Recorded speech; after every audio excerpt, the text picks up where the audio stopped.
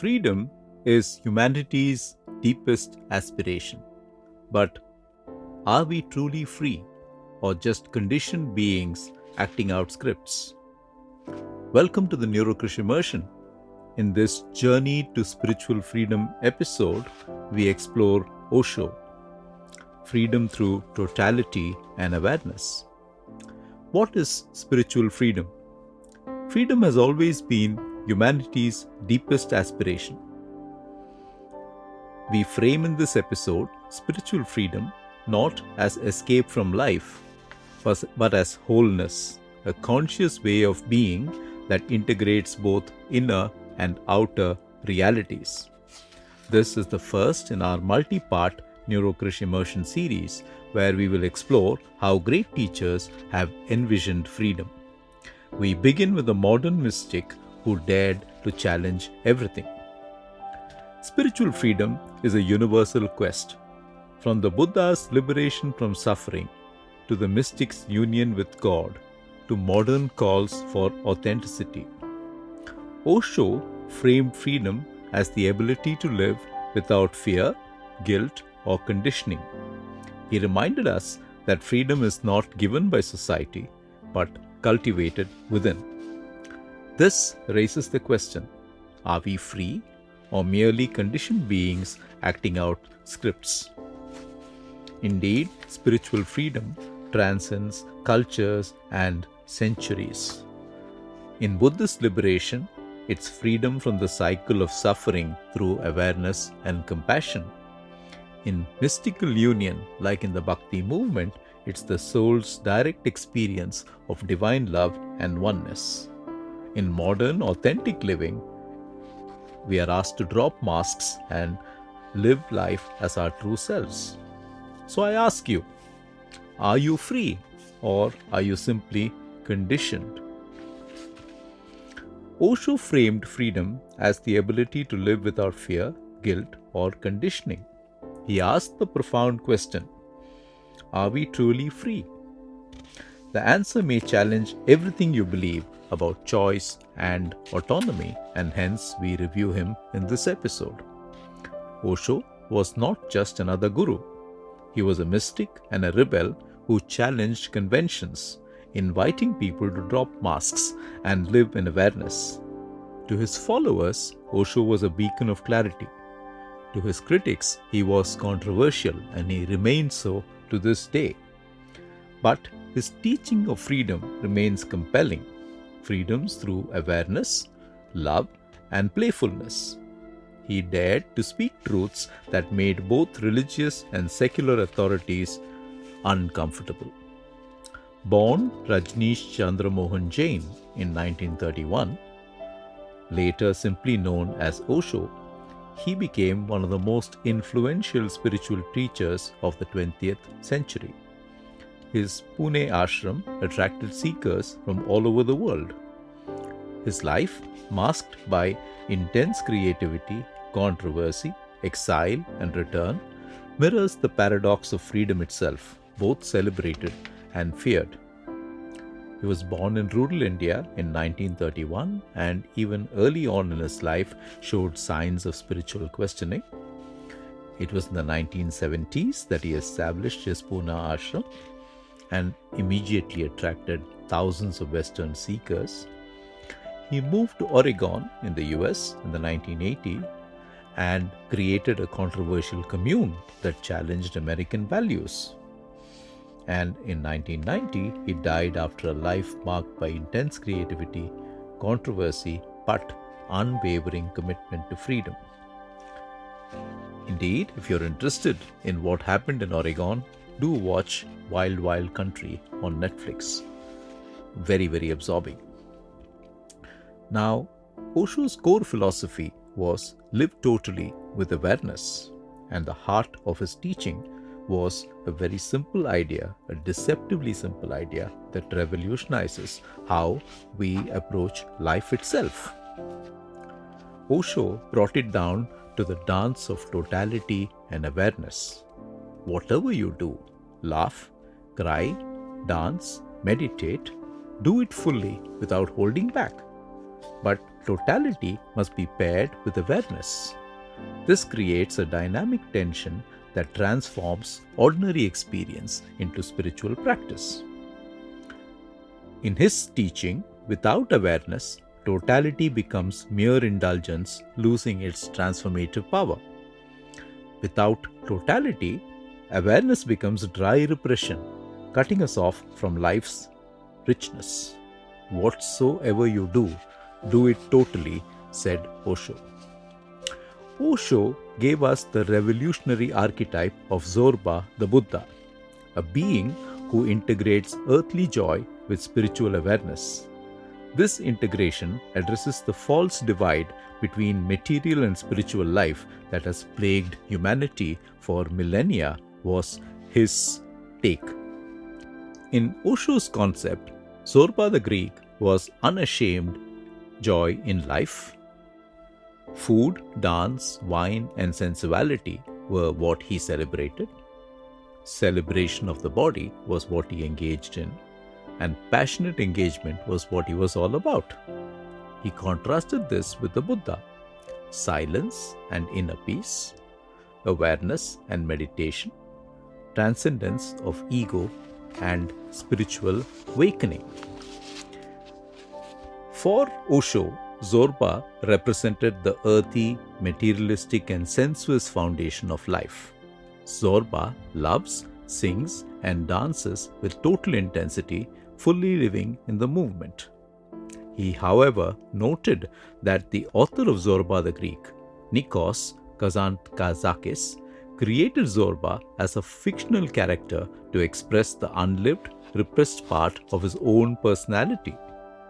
Kazantzakis was an intellectual who was hounded by the church and could not live the free-spirited life he portrayed in his book.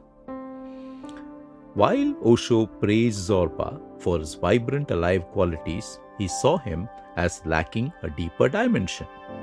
Zorba lives a full outer life, but never ventures inward to discover the true meaning of existence, the deathlessness of life, or the center of the cyclone. He described Zorba as a beautiful but incomplete man. In Osho's teaching, therefore, Zorba was half, Buddha was half. Together, they made a whole human being. He contended that modern humanity needed both. Zorba without Buddha is shallow and pleasure-seeking. Buddha without Zorba is life-denying escapism, he said. Together, they create the integrated being Osho envisioned as the future of human consciousness. Osho reinterpreted Tantra not as indulgence but as a profound science of awareness. Unlike paths that reject the body and desires, Tantra accepts life as it is: body, desire, love, even fear, and it transforms it through mindfulness. For Osho, Tantra was the most revolutionary spiritual path because it doesn't ask you to become someone else. It accepts you completely, and then, through that very acceptance, transformation happens naturally. Osho was quoted as saying, "Tantra accepts you as you are and transforms you." Osho's masterpiece, The Book of Secrets, is a 1,000-page commentary on the ancient Vigyan Bhairav Tantra, offering 112 meditation techniques. His genius lay in showing how these esoteric practices could be applied to modern daily life. It brings to you practical methods for eating, walking, listening, loving with awareness, and it turns ordinary activities into doorways to spiritual freedom. Osho therefore made the profound accessible. He taught that meditation is not separate from daily activity. It is the quality of awareness that you bring to each moment. Brushing your teeth, drinking your tea, walking, listening, all become opportunities for presence. Walking meditation, for example, is when you feel your feet touching the earth with each step. Eating meditation is when you taste, smell, and chew with complete attention. Listening meditation is when you're being fully present to sounds without judgment. Breathing meditation is when you watch the natural rhythm of breath throughout the day.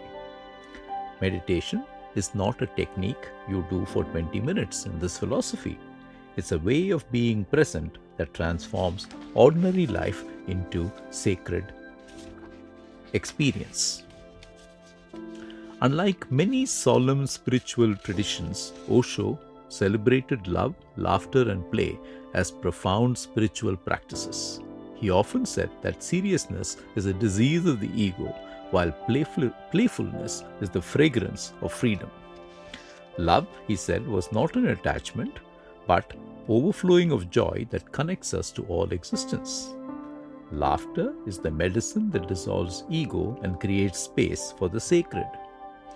Play is to approach life with wonder and spontaneity, free from heavy expectations. Osho invited seekers to live joyfully, to laugh, sing, and dance as acts of meditation. Joy, he taught, is not frivolity, but the natural state of an awakened being. In his point, we live under layers of conditioning, social expectations, moral judgments, cultural programming, religious doctrine. Osho taught that true freedom begins when we recognize and drop these borrowed masks. To live authentically means peeling away everything that was imposed upon us and rediscovering the raw, innocent self that existed before society shaped us. This process of deconditioning is both terrifying and liberating to most of us. It requires courage to face who you really are beneath all the roles you have learned to play. Deconditioning, however, is not rebellion for its own sake, but a return to your authentic nature. Osho said, the real question is not whether life exists after death. The real question is whether you're alive before death. And this provocative question cuts to the heart of spiritual urgency. Most people sleepwalk through life, postponing aliveness until some future moment that never comes. Osho calls us to wake up now, in this moment, to the life we are actually living. For Osho, meditating on death was essential spiritual practice. By facing mortality without fear, we dissolve the grip of the ego and its endless anxieties about the future. He guided his disciples into practices of visualizing their own death, not morbidly, but as a way to appreciate the preciousness of each moment.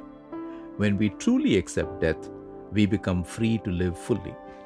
Death, embraced with awareness, reveals itself not as an enemy, but as the ultimate teacher of presence and freedom. Now let's look at some freedom portraits. Take Nataraja, Shiva in his cosmic dance. We see here freedom as dance.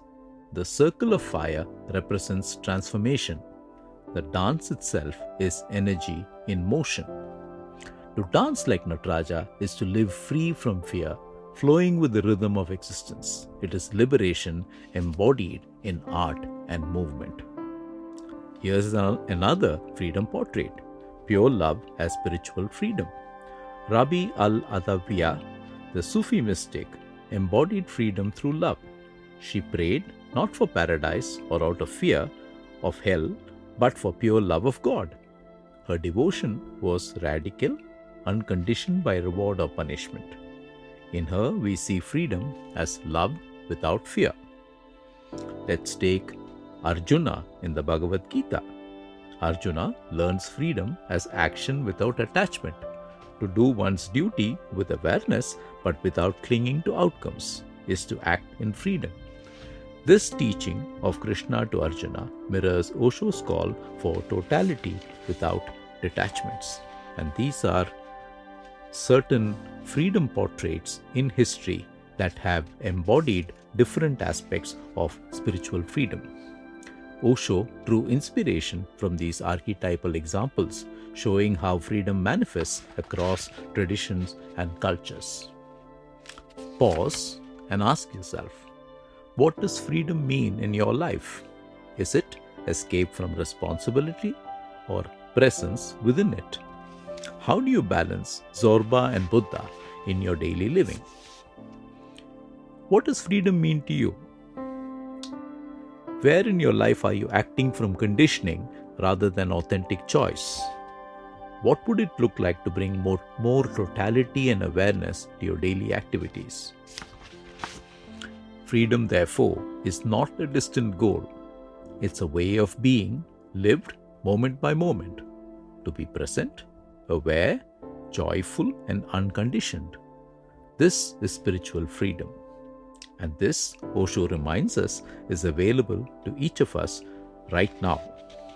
Osho's vision of the new human, Zorba and Buddha in one, reminds us that freedom is not out there, it's here in this moment. Meditation is freedom, freedom to live here and now. The new human is neither repressed nor indulgent, but free and whole. They live without ancient splits between sacred and secular, spiritual and material, serious and playful. And with this, we come to the end of the first episode on Journey to Spiritual Freedom, one that has looked at Osho and his view of Zorba the Buddha. If you enjoyed this, please subscribe, like and share. We are on Apple, YouTube and Spotify. Thank you for listening.